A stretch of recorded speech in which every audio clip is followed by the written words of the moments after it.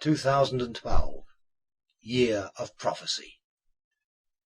Many ancient civilizations experienced climate change and were destroyed by it, but in their texts and monuments they left behind their prophecies that the next great climatic upheaval will occur in 2012. And today our climate is changing. Is the prophecy becoming true? Surely there should be debate about the full meaning of these prophecies and the 2012 date, based as they are on the real experiences of real people. But our political and scientific establishments decided that our climate change is due to CO2 emissions alone. Views to the contrary have become denial or heresy. Of course, the CO2 reductionists have hugely encouraged greener energy and other long overdue changes, but many scientists have challenged this CO2 consensus. Not CO2, they argue, but natural change that has happened before, but they are sidelined and their work ignored.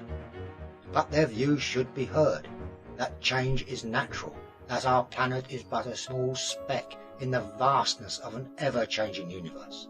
So please, watch, listen, and make up your own minds. If you talk to paleontologists, if you talk to astrophysicists, if you talk to people who have an understanding of natural cycles, you get a different picture. And they are complaining that their view is not getting through.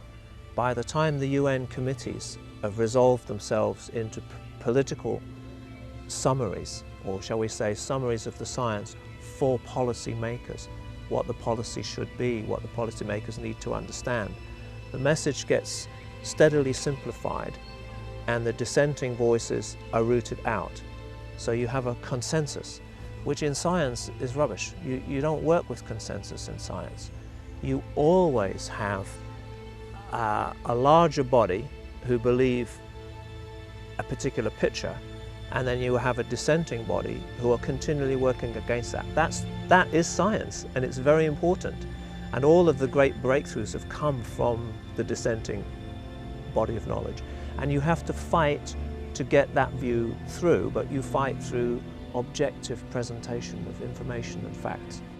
When you attach yourself and your reason for being is that certain things are happening, instead of being open-minded and say, hey, yeah, we thought this was happening for this reason, but actually the evidence now shows that it isn't, so we're going to actually change what we're saying here, because we're intelligent people and we want to pursue what's right, not what we attached to us as a dogma.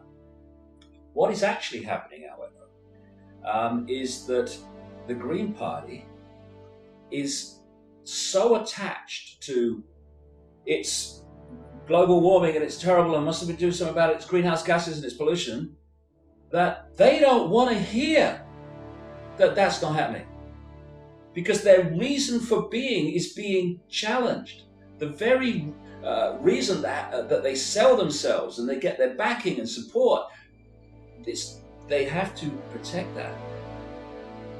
Everything's a vibrational construct, the human body, everything. The situations, organizations are vibrational constructs. And there's this phenomenon they call sympathetic resonance, whereby if you have, say, 3 violins and you make the strings play to a certain note, a certain frequency, if you introduce another violin and just put it there and leave it, that violin will start to pick up the frequency from the other 3 and start to vibrate into the same, right? I've seen this happen in politics, and I've seen it happen so often. People go into politics, the political construct, which is the way it works. You call it a blueprint, if you like. This is politics. They go in with the best of intentions, and then gradually the construct vibrates them into line. Now, towards the end of the 90s, after the carbon dioxide picture had been sold to such a level, new data was coming through. Senior researchers, particularly in astrophysics, were saying, hey, the sun is doing things that we haven't seen before. And we've discovered a link between the magnetic energy of the sun and the climate. That hadn't been suspected before. So that should then be taken on board and go, oh, new information, we should look at this. No, that's not what happens. Oh, new information, this is a problem. It sort of muddies the water. We can't give a mixed message. The policymakers need clear guidance. And science does not want to say, actually, we're not really sure about this. It means that our computers can't predict, and you don't need to give us all these billions because we can't answer your question. The science isn't going to say that. So the scientific establishment defends its position. The environmental groups who've been gathering campaign momentum around this, they're not ready to change. And the media, actually, so many science journalists have signed up and they've been at the forefront of the campaign. They find it very hard to change as well. So you have this kind of collusion going on, which is actually quite scary because it means that the real issue, there is a real problem on the horizon, and it's not gaining any attention. It's certainly not gaining financial resources, and that is the climate is unstable. It's always actually been unstable, but we haven't noticed because we've been in a relatively stable period. And humanity has become more and more vulnerable to climate change, to the natural fluctuation. We're now 6 billion on the planet. Within the next 13 years, there'll be another billion mouths to feed. Oil is just about to peak. All of the industrial civilization, everything you see around you is based on oil. Gas to certain degrees, well, mainly oil. And when that peak happens fully, it's happened in the States, it's happened in the North Sea, the price, in my understanding, is going to go through the roof. And that will destabilize the world economy. Now, those who sit in higher positions of power and influence, they know all of this. I have absolutely no doubt that they know about this. It must be true this carbon caused global warming because the world's top scientists say so. No, that's what you're told, mate. In fact, there are enormous numbers of scientists who question that and indeed put forward extremely compelling evidence to show that it's not caused by carbon dioxide at all. Mars and the other planets are also warming up. Are they driving a lot of trucks on Mars? Well, I don't see. There are 2 rovers now on Mars. Well, okay, there is climate change. And this theory, in fact, hurts a lot of scientists. There are a lot of scientists that completely disagree with climate change. They say, look, there are other things. It happened in the past, it happens now. It's normal. It's a normal cycle. Why is everybody so upset? A lot of the cycles, and people are talking about the sun entering a new place of the galaxy, a new part of the galaxy that we haven't been around in for hundreds of millions of years. There are lots of unknowns on an astrophysics level. None of these scientists know exactly what drives the cycles of the sun. And we think of the sun, up until recently scientifically, the sun was a constant point of light, like a nuclear reactor, virtually constant. It was called the solar constant. If you just focus on the light of the sun, it is pretty constant. Actually, even the light of the sun has a 11-year cycle. It varies by 0.01%. Now that's not constant, right? But on a magnetic level, and nobody looked at the magnetic cycles of the sun until recently. We didn't have the instruments. Now we've got the instruments. We see the sun is, in a way, like a woman. It's got periods, it's got cycles. And some of these are very, very long term. We were talking earlier about science not being interested in this. Science is very patriarchal. I think, oddly enough, it just cannot handle periods and cycles, and it doesn't want to get into prediction. And science is only ever concerned with the external, objective, consensual reality. Now that's all very fine if you want to build something in engineering, but it's only half the story. The internal part, the soul, our dreaming, nothing that we've created could be created without first dreaming it. I have no doubt that it's the sun. And it's like staggering, isn't it? You know, it's like staggering. I sit back in amazement. Do you think that the sun getting stronger could affect temperatures on Earth? Do you think that's possible? I've noticed, you know, when I go out in the sun and the kind of sun comes out, it gets warmer. I noticed that. I think there could be some connection here. I mean, please. What's happening here is, instead of looking at this dispassionately, instead of trying to sell a manufactured problem for grotesque ends, we should be saying, hold on a second, what are the effects of global warming going to be? Because we need to start mitigating for those areas of the world that it's going to cause a problem for, and we need to start looking at how we're going to take great advantage of those things, the great things it's going to bring to other parts of the world. Instead of that, we're off on this carbon dioxide thing, and it's taking complete attention away from other things that we could be doing. What we're seeing today in terms of global warming and climate change and all the rest of it that goes with that, I do not believe is being caused by mankind and the emissions from our cars and factories and so on.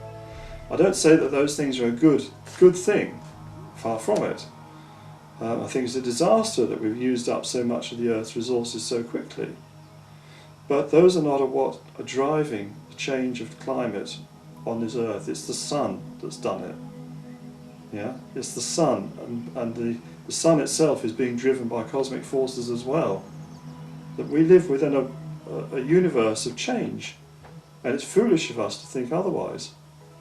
When you look at the graphs of what they call sunspot activity, when incredible explosions of energy are being released from the sun, some of them the size of the Earth, some even the size of Jupiter, and that this is a physical expression of increased solar activity and increased solar radiation, which is brought through the solar system on what they call the solar wind. When you see the graph of when you get more solar activity like that, and the graph of Earth temperatures, and then when the sunspot activity falls and the amount of solar radiation being emitted falls, so do the temperatures, right? I think we might be onto something here. If there is one solar flare 2.5 times bigger than the one from 1989 that destroyed the electric grid system in Canada, then the whole worldwide grid system will be completely shut down for at least several years. Solar flares associated with sunspots are the sudden eruption of particles and electromagnetic energy stored in the corona of the sun. Solar activity varies with an 11-year cycle and at its peak there are typically more sunspots and hence more solar flares. Sunspots are darker, cooler areas than the rest of the sun, and it is when more of these sunspots appear that cause some researchers to theorize that a huge solar flare could hit the Earth with dire consequences. Now, think about it. If you don't have any electricity, then everything stops. Our whole society will collapse. In only 2 weeks, you won't have food, you won't have drink, you won't have any money, nothing will work again. So people will start killing each other only after 2 or 3 weeks. And the societies that have no electricity, they can survive, but we can't survive. This is what can happen without, with a high possibility. And that is also the reason why they are now,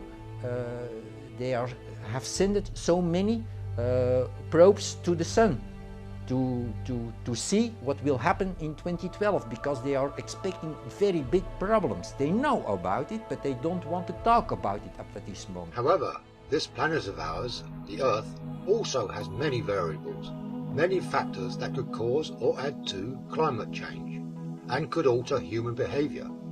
Factors like the magnetic field, which protects us from harmful cosmic and solar rays, and the Earth's pulse, the Schumann resonance, this being the electromagnetic waves which exist between the ionosphere and the Earth's surface, which resonates at around 8 Hz per second, and some researchers tie these naturally formed electromagnetic waves to human brainwaves, and believe that a change in this resonance could affect human behaviour. I've spent the bulk of my adult life studying and researching ancient texts, traditions, cultures, the wisdom of those who have come before us. And they do, in fact, the texts, some of the calendars going back over 18,000 years, that's before the last ice age, all point to this time in history. And they say that we are living a very unique time. In the words that they left for us, they describe the time as a time of great change, and we've all heard about the prophecies that all converge in this moment in history. And that doesn't mean a lot to someone in the West, because we tend to discount those. Well, as a scientist, what I can tell you as a former Earth scientist is that we are seeing measurable parameters that are changing and appear to be converging. For example, the magnetic fields of the Earth are in rapid decline right now. They reached the peak about 2,000 years ago. They have declined consistently, never looked back since then. We are now at the lowest magnetic point in global magnetics that we've been the last 2,000 years. So in the geologic record, we can see this has happened at least 14 times in the last 4.5 million years. It generally, in the past, has been a precursor to what scientists call a reversal or a flip in the magnetic fields of the Earth. Not the Earth physically, rather the energetic sense, the field itself. And it's got to be a really weird day, the day that this happens. People obviously have lived through it before. The Hopi have talked about it in their traditions. Biblical traditions talk about this in Egyptian traditions. What we know is that the magnetic fields in our bodies are very closely related, that a change in the magnetic fields of the Earth affect our dream states. And people are talking about having very, very intense, very vivid dreams, sleep patterns, time and space. People feel that time is speeding up. So in addition to the magnetics dropping, there's a second parameter that the ancients called the heartbeat of the Earth. Scientists first measured this directly in 1899. It's a fundamental pulse of about 7.8 cycles or hertz per second. So it's just it's a constant pulse. And we believed that it was so constant it would never change. And we built communication systems, we built military weaponry based on this pulse. All up through the 1940s, 50s, 60s, and the 80s and 90s, that pulse began to increase. Our bodies, our cells, are tuned to this fundamental pulse of our Mother Earth, as the ancients said. And that our metabolism, our bodies, our rhythms, our cycles will try to match the pulse of the Earth. So as that pulse increases, to us, it seems as though time is speeding up, because we're trying to keep pace with that fundamental heartbeat. So we have these two parameters, this pulse that's increasing, magnetics that are decreasing, and from the geologic record it appears that when those two parameters converge, that is a time the ancients called the Great Shift of the Ages, or the shift between the worlds. In studies of geomagnetic reversals in the laboratory, they found that it would occur when the geomagnetic field weakens and reduces, and you would also get areas of inverted field breaking out in sort of odd areas. And both of those things have now come to pass, because it's been found that the Earth's magnetic field is dropping quite a lot. It's been dropping for 2,000 years, and there's a big area of reversed magnetic field off of South Africa. So that seems to fit into this idea that we have started on a geomagnetic reversal. It's a very interesting area of research about the way that the Earth's magnetic field is linked to times of change. Now we know that at the moment the Earth's magnetic field is about to switch. It's actually weakening. What's happening is there are islands of opposite polarity appearing in different places. There's one in South Africa, for instance. So as the force field weakens, so the Earth becomes more open to outside forces and influences than it is when the force field is at strongest and shielding us from those influences. It's a bit like an umbrella, you know, you put your umbrella up and the rain can't reach you. Put it down, and if it is raining, then that rain is going to make you wet. So this seems to be something to do with this changing times that we're seeing. And whether this is going to take a few hundred years to make a full turnover, or whether it's going to be a very sudden event, nobody actually knows. People make forecasts and they make suggestions and they have hunches, but nobody knows. But what we do know is that it is in the process of changing, and has done so many times before. There are many theories about what causes a geomagnetic reversal, or flip, of the magnetic field, and what effect it might have on the planet and us. But what concerns some researchers more is a geographical pole shift. This is a shift of the axis of rotation of the Earth, or a slippage of its mantle. While much debate continues about both events happening anytime soon, Patrick Gerald thinks he knows when and how both could occur. Nobody knows the theory that the Maya knew. No scientist today knows the theory about the sunspot cycle. It took me many years to find and to decode this theory. And why is this theory true? Well, I was the only one in the world, about 30 years ago, I was the only one that postulated billions of quasars into the infrared that have a speed of the light going from us. I was on the Belgian television 17 years ago, and I explained that the universe is accelerating, the expansion is accelerating, because I have a complete new theory about the universe. It's not that difficult, it's an easy theory. Everybody can understand it, only I have an hour to explain it to everybody.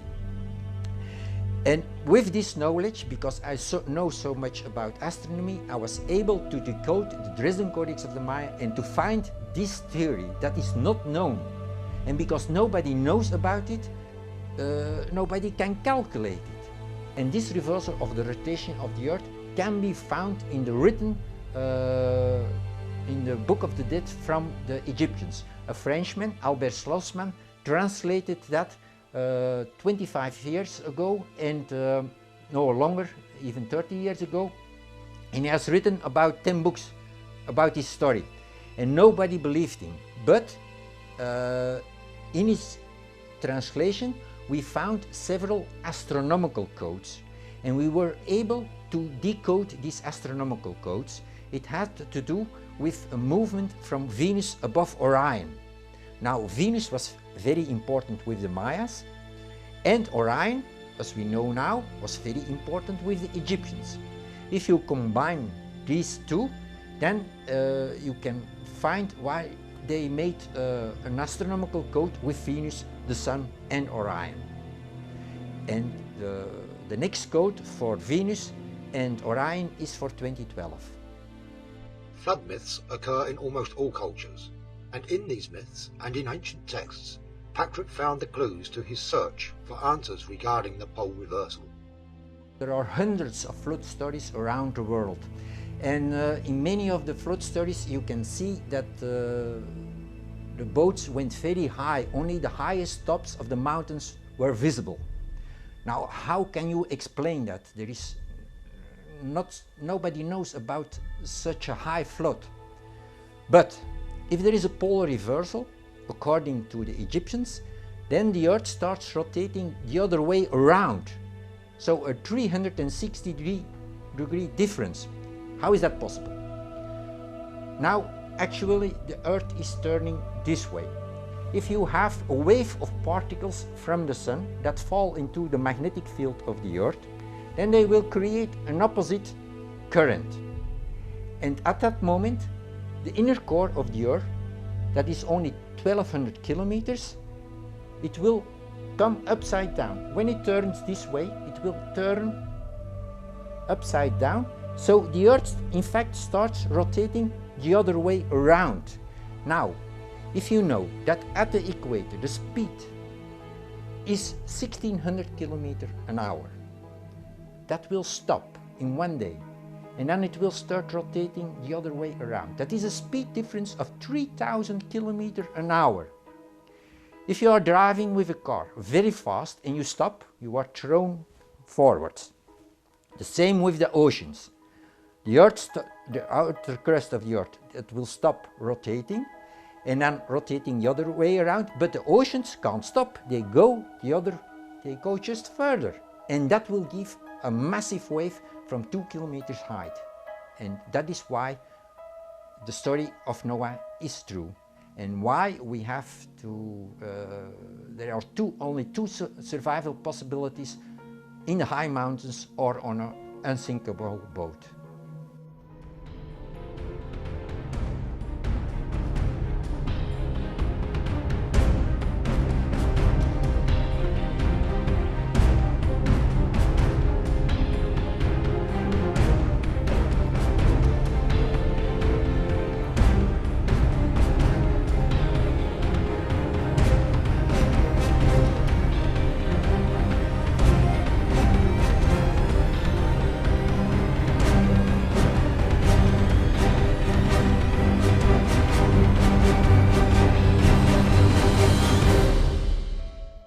It is no secret that these events have happened in the past, and in fact, some researchers and archaeologists claim that the legendary city of Atlantis was lost to such a pole shift. The survivors fled to Egypt, where they passed on their knowledge. But with little evidence found about the mysterious city of Atlantis, these claims cannot be substantiated. Now, there is a lot of more evidence, but most of the evidence can be found at a huge site in Egypt, and that is called the labyrinth. What can we expect to find in the labyrinth? Well, first, how the Earth looked like before the previous pole shift. After the previous pole shift, about 12,000 years ago, Hudson Bay lay under the then South Pole, what is now the North Pole. And in one day, America moved down 3,000 kilometers. So from under the ice, it came ice-free. And Antarctica went under the ice. A large part of Antarctica was ice-free, where the high civilization Atlantis existed, and in one day it was completely destroyed. I hope to find the maps from the Earth and from Atlantis there. What can we find more? A hugely advanced knowledge of mathematics and astronomy, because the Egyptians took books from Atlantis to their country, and in the labyrinth they made a large map, a zodiac of the sky, and in a special room that is called the Circle of Gold, they made 36 hieroglyphs in which they calculated when the next polar reversal would take place. And they also say, like the Maya, 2012. And that is what we have to find. The mystery is exactly why would the ancients go to such lengths to hide this secret knowledge? Why not just put it on show for all to see? You have to understand, knowledge is power. Do you know now something about mass destruction, the atomic weapons? We don't know it, only the scientists know it. So in the past it was the same. The high priest, they knew about it, but they have to keep it secret.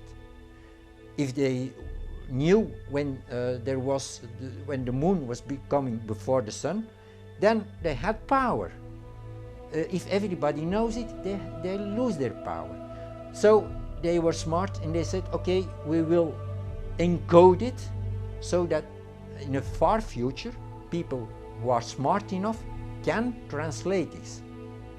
And of course, it took me many years to find and to crack their encodings, but I succeeded. And if there are other people in the world who can look at my encodings, they will find the same. They will say, okay, this is about this theory is not known, so there is going to happen something very huge. As with most prophecies, the Mayan prophecy of 2012 is down to interpretation. The end of the world, or the end of time, have different meanings to different people. It is only when we scratch the surface and look deeper into the history of the Maya and other ancient civilizations that we can begin to truly understand their legacy. The ancient Maya left something behind in their texts, calendars and monuments that was certainly of great importance. So who were these people and what made them so special? One of the interesting things about the ancient Maya is their preciseness. Alone among the people of Central America, they developed language, reading, writing skills, the kind of thing that we know from people like the ancient Egyptians, but they're the only people in Central America who actually developed an equivalent system to the Egyptian hieroglyphs. So for that reason alone, we know a lot more about them and what they believed in and what they knew. But over and above that, they also seem to have this extraordinary ability at mathematics. For instance, they had zero, the number zero. We take for granted that we have the zero. The ancient Romans didn't. The ancient Romans used Roman numerals. Can you imagine what it was like trying to multiply two Roman numerals together? It must have been an absolute nightmare. But it's not that difficult with the Mayan number system, just as it isn't with our own. So these people were very, very clever, and they were very skilled mathematically, and they were also extremely good astronomers. So that kind of sets them head and shoulders above virtually every other ancient civilization you can think of. When I started getting involved in researching the Maya, it really came out of a love for the Maya people. My travels in the 80s, living and working with the Maya, doing service work and so on, I really wanted to give something back to the Maya people. And I felt that I had an ability to sort of recover, the lost artifacts of the ancient wisdom. The long count calendar is not a calendar system that is still followed among the Maya. The 260-day calendar is, and that's really the core building block. The 260-day calendar is made of a combination of 30 numbers and 20 day signs. The idea is each day has its own particular energetic atmosphere. It's got its own quality, and the day you're born on gives you a certain characteristic preponderance towards certain characteristics. And so each day has its own flavour and its own different quality, which is good for some things and not so good for others. A little bit like astrology, Western astrology in some ways. What are the benefits of using the Mayan calendar? Well, not if you're trying to work out when you're going to send your Auntie Doris a Christmas card. But if you were a Mayan, they kept their calendars not just to record particular events and days and plan for the future, but because each day has a particular name, and each day name is either lucky or unlucky. So they had a kind of astrology going on as it were, with day names, rather like the Chinese horoscopes, you know, Year of the Monkey and Day of the Monkey, all that. They had their different day names, and you would be named after your day that you were born on, and that would determine your place in life.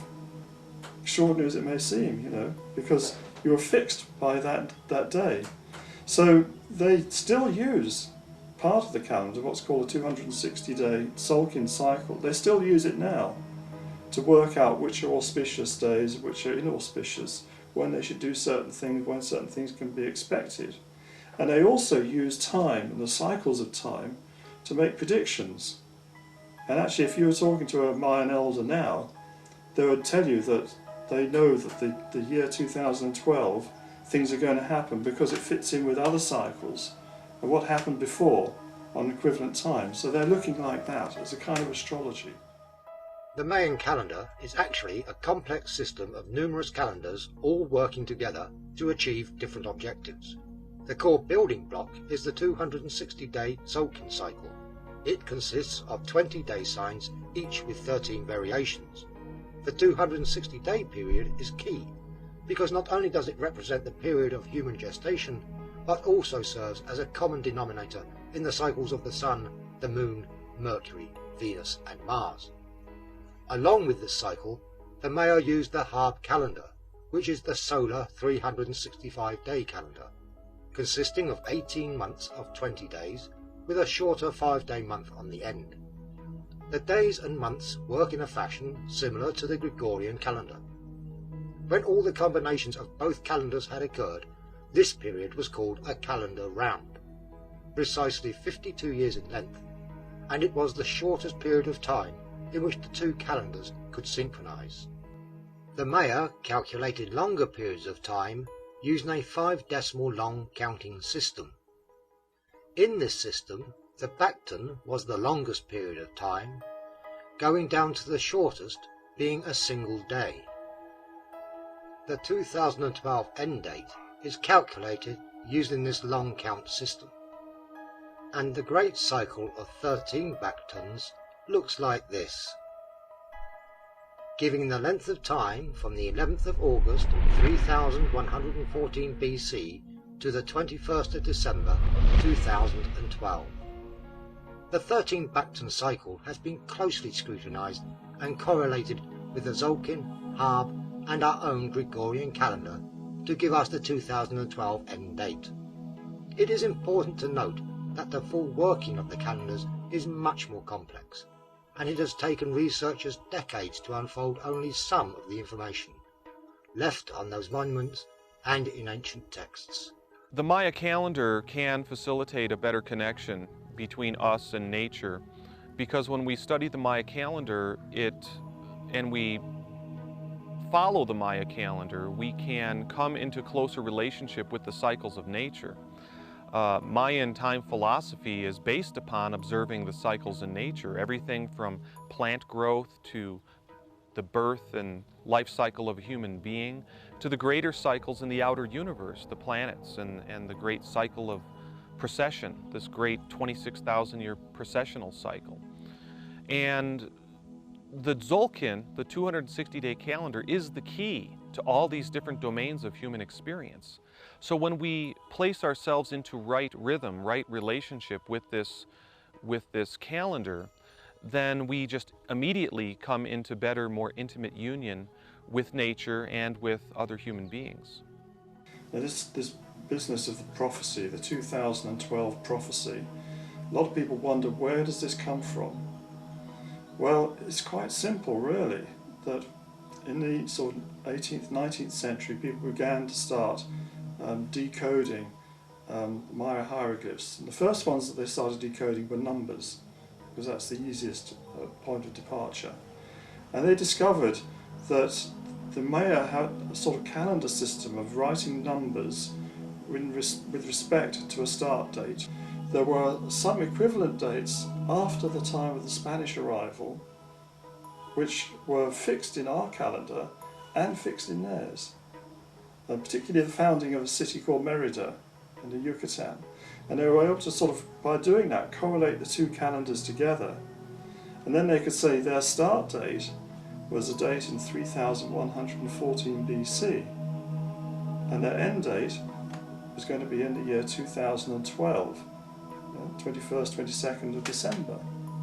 So that's how we know that the end of the present cycle is going to be in the year 2012. As we know, the Earth rotates on its axis at around 23.5 degrees orbiting the Sun.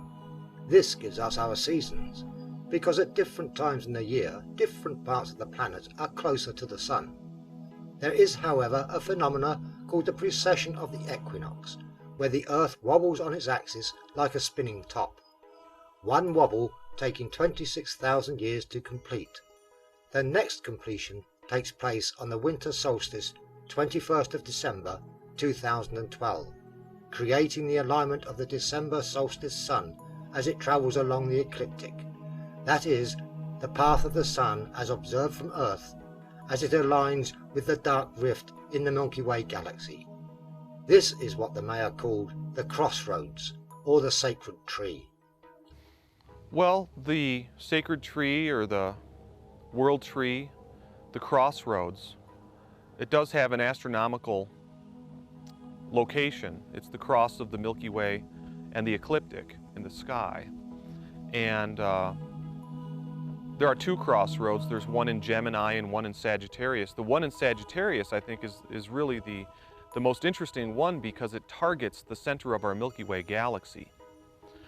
Now, on a spiritual level, the crossroads signifies the cross of our heart. You know, our heart is the place where the struggles and darkness of the world meets the vertical axis. It's kind of like where time meets eternity, and it's where the darkness meets the light. It's that magical place where the opposites get fused together. And I like, there's a certain myth where, you know, the Dark Lords meet the emissaries of light, and it's their struggle back and forth that generates the nectar of consciousness. You know, it's really sort of, it's the place where the realm of everyday consciousness meets the place where the underworld lords reside. You know, because that crossroads is the place in the sky where the road to the underworld is located. And this is the place in the sky that the December solstice sun lord, One Hunahpu, will be aligning with in 2012. So it's very beautiful how the astronomy reflects the prophecy and the spiritual teachings. The crossroads is the place where we can facilitate our own rebirth and renewal. I think that the temporal location of this is in the years around 2012, but the place where it occurs is within our own hearts. While such places as Chichen Itza and Teotihuacan are world renowned for their astronomical alignments, it is a small archaeological site in the Chiapas, named Izapa, that we find images of the coming galactic alignment and more. This long count calendar that gives us the 2012 end date, it seems to have been put in place about 2,100 years ago by this early Maya culture called the Izapan civilization. At the site of Izapa, we have carved monuments, and we have orientations that bring in this rare galactic alignment that culminates in 2012. The alignment of the December solstice sun with the dark rift in the Milky Way, right at the crossroads where the Milky Way crosses the ecliptic. This rare alignment takes place only once every 26,000 years. And what I found in looking at the carved monuments of Izapa is that we have encoded here at the site the perennial wisdom associated with this astronomical alignment. It's not just about astronomy. There's a prophecy and there's spiritual teachings. And I think of Izapa as being sort of like ground zero of the 2012 prophecy. And my work has been to give voice to these silent sentinels that are preserved at the site. And my intention and my hope is to be a conduit for clarity, and a clarity of bringing back to consciousness this original teaching about 2012. I think it's very important to go right to the source of the revelation, when it occurred, because it seems to be that when a pure download happens and there's this beautiful thing put in place, at the very beginning of the Mayan civilization, there is a tendency over time for the original revelation to get diluted or appropriated, becomes codified into religious hierarchies and systems and priesthoods and so on. But I think that it's really important that we plug right back into the original revelation at its source. The spiritual message that's preserved on the carved monuments of Izapa are basically the same message that we find in the hero twin creation myth. So basically the carved monuments are portraying that same teaching that we find in the Popol Vuh. And in that story, it's basically, in a nutshell, it's basically the relationship between Seven Macaw, who is the false ruler, and One Hunahpu, who is the consciousness that's been reborn, transformed by coming back into right relationship with the true cosmic source and center. So this dynamic between Seven Macaw and One Hunahpu, and how the hero twins facilitate the demise of Seven Macaw and the rebirth of their father, One Hunahpu, it's basically the perennial universal teaching about the relationship between the limited ego consciousness and the divine, unlimited, true consciousness.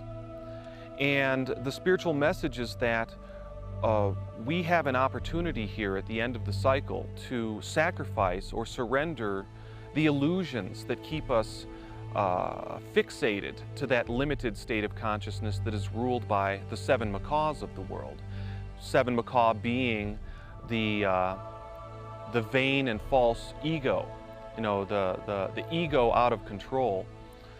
And ego's always been a fiction of convenience, but at some point in the great cycles of time, humanity lost their connection with the true eternal consciousness, which is our birthright. It resides at the core of our hearts.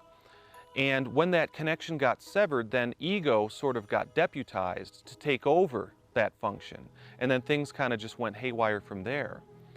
So the core teaching is about right relationship with the true eternal self, and how at the end of the age we can facilitate that reconnection in our own hearts.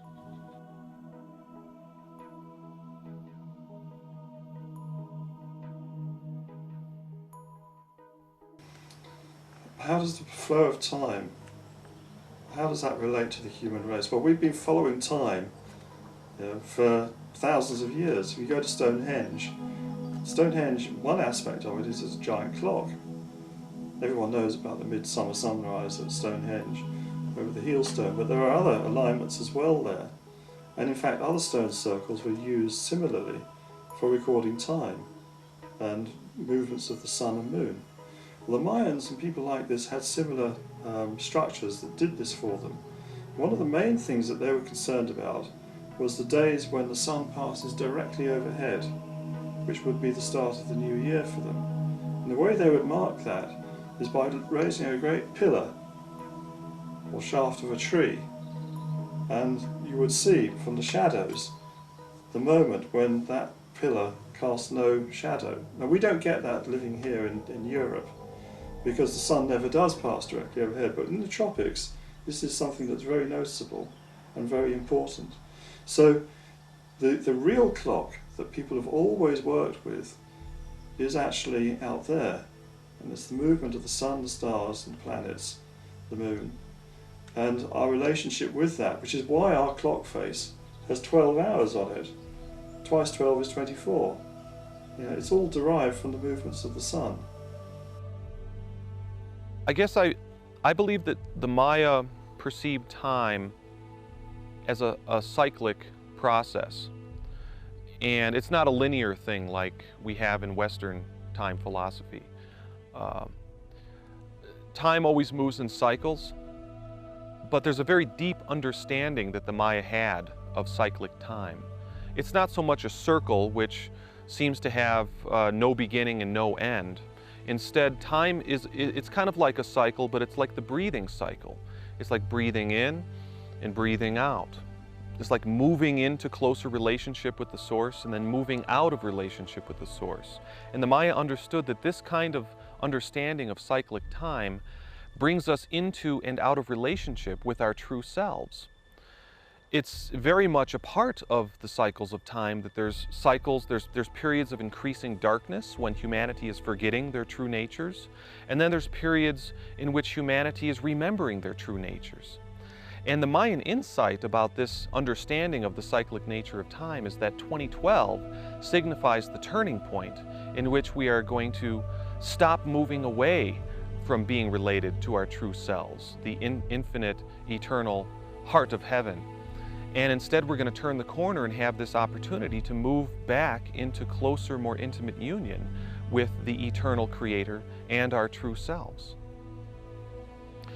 The beauty of the Maya calendar, especially for Western philosophy or Westerners, is that it provides a sacred dimension to experience.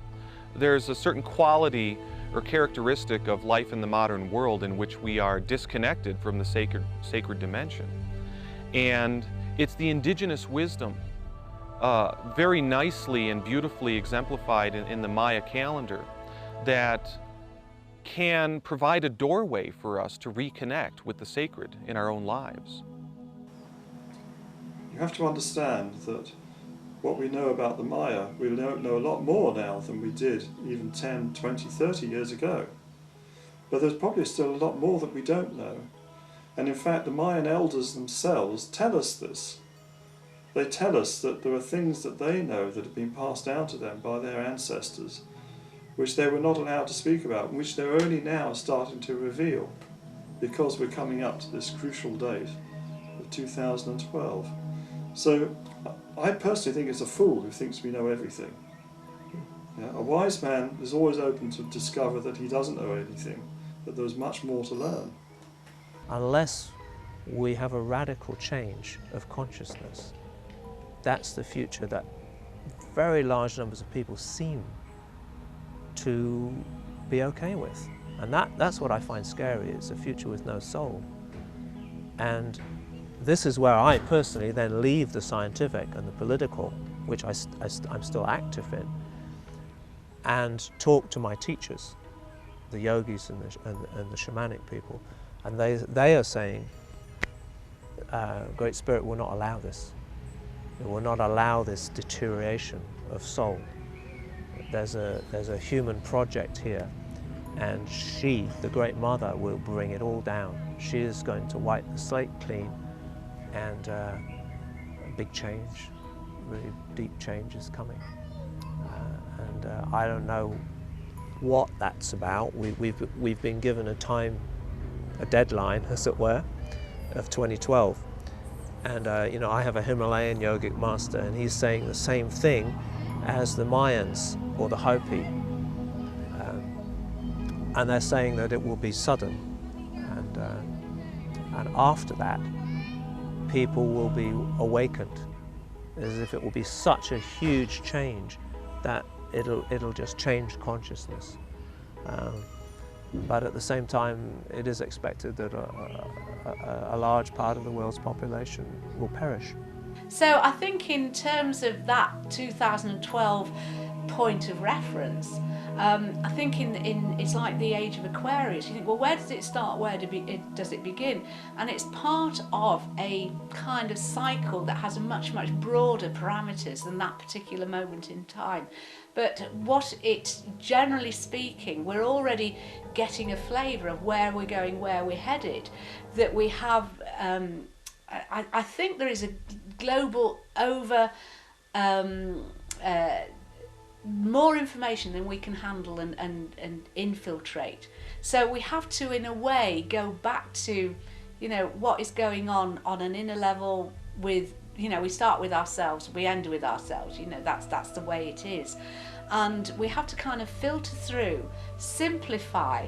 We have to find what these essential truths are. And I think instinctively, a lot of us are already understanding that. So if we can kind of separate our kind of physical hunger and sort of look at it as getting spiritual fulfillment, and we can say how we get there, but I think that it's inevitable that we'll get to a point where we will kind of be in a position, instead of having everything, start rejecting and letting go and simplifying.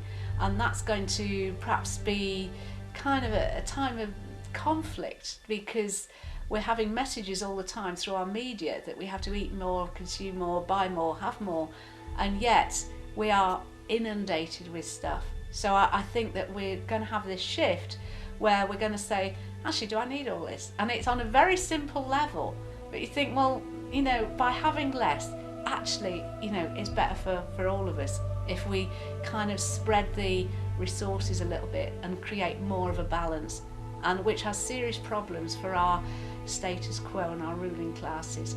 And that's going to be the big issue. So there is going to be a little bit conflict between what people really want on an intuitive level and a level that feels right for them, and their natural connection and care for other people who are in a position of not having enough. And these kind of imbalances, can be seen as a moral imbalance, but it's a material imbalance. And so 2012, I see that as a kind of summit of that experience, and what we're going to do about it. We can do plenty about it, but at the end of the day, it has to be the will to do things, and it's not political will, it's the will of everybody. So maybe a great levelling, which ties in nicely with the Age of Aquarius, because that's the Age of Aquarius is about the global village, about all of us being equal and all of us being concerned, for my brother, my sister. That's a very Aquarian ideal. So, I'm looking and hoping that from where I'm standing astrologically, that people will kind of connect up to this theme, whatever it is. It's 2012, is it the Olympics? I mean, what an outcry about that. The logo, how chaotic, how symbolic of this chaos that we're in. And I think it's a focal point that whether as that name, that word, those collection of numbers sort of go around the planet, however they got there, people will know it's got some significance, and they will create, right, we need to think about what this is all about and just be switched on to it. So whether it's disaster, or nirvana, depends on, where you are. If it could be nirvana if you're, some poor guy, trying to scratch a living in the dust bowls of Africa, or it could be disaster if you happen to be one of the ruling classes who control everyone. There is a vibrational change going on, which is going to create a spiritual transformation on this planet. And that one of the effects would be that our perception of time would change to the point where time would, I think one of the lines was, time will move so fast it will be frightening. Because time's an illusion. It's the way that we observe events. You can be in a dentist's chair and time passes slow. You can your hand in a saucepan of water, time passes even slower. You can be in the company of someone you really want to be with, time passes very fast. I mean, it's just our relationship to events. And this vibrational change, I was told, is going to, in one way, change our relationship to events and the way we observe events, to the point where time would seem to get faster and faster. And that this vibrational change was actually going to wake people up, and they were going to see themselves and the world in ways that they didn't see themselves before. If you look at nature and documentaries about what happens in nature, then nature is very hard. Animals kill each other for food.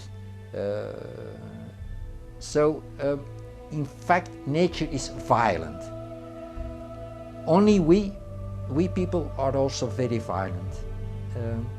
I want to change our habit, and I want to a new civilization based on universal principles, that we don't destroy the earth anymore, that we will not kill other people anymore. This is, of course, a lot of people will say, well, Hogwash, he's talking about New Age. This is not New Age. I'm talking about a renewed earth with new principles. And we can restart everything from scratch. How long it will succeed, I don't know. But I hope thousands of years, because in the old writings from the Egyptians we found that high civilization exists for almost 40,000 years. So that is a long time span. I don't really pay a lot of attention to the various differences in the scientific theories. I think that's all very interesting. I think that no matter what might be happening in the external world, the way that we can really facilitate change and transformation in the external world is to first do the spiritual work inside of ourselves. And transformation in the physical world always is preceded by a transformation in the spiritual heart. So to me it's a little bit, I guess I just don't choose to put a lot of focus on that. It sort of gets into the ultimate questions of, like, are we immortal beings? Do we have an immortal soul? Do we have an ability to connect into the eternal? What is death? What lies beyond the gates of death? These kind of contemplations and meditations, I think, is what the 2012 challenge represents. And so it kind of like invites us to have a deeper relationship with our true selves. One of the things that drives me forwards in my research is the belief, if you can put it that way, that there are things the ancients knew that we have forgotten, and that there are things which they want us, or they wanted us to know, which they have encoded in their monuments and in their scriptures as a means of passing knowledge on to future generations. That's why I'm so interested in things like pyramids, because if you go out and build yourself a pyramid, that's a lot of work. It's a lot of work, and you're doing it for a reason. One reason you're doing it is that you know it's going to last a long time. And one reason that you want it to last a long time is that you understand there's going to be times of change, catastrophe. Maybe your whole civilization is going to disappear. And you want to pass on your core knowledge to the people of the future. The Egyptians did that, the Mayans did that. We ought to be doing the same thing, actually. This planet has a certain destiny, and the human race has a destiny. We can only do this once. If we flunk this, if we don't make the leap to the next level of civilization, there won't be another chance on this planet. We will begin to see how our sun, and indeed its family of planets, are part of a greater whole, which is the Milky Way, and how that is part of a greater whole, which is the universe in general. And this is all going to be part of this New Age consciousness, seeing our place in the greater society of things, and stopping seeing us as just being this haphazard chance event that you have gathering of gas that makes an atomic explosion of the sun, chance event that some of this matter conglomerates and forms on Earth, chance event that life actually grows on this Earth and evolves to become mankind. All these chance events, you begin to understand that there is consciousness behind this, and that this is something which is being driven by higher powers than us. Whatever the year 2012 brings, the message embedded within it is predominantly one of hope, that we will once more tread lightly upon this precious earth, become better people, by understanding the legacy our ancestors have left us. We must learn to question all that we are told to think, to feel, to believe. Learn to question our history, and along the way, be ready for some surprises.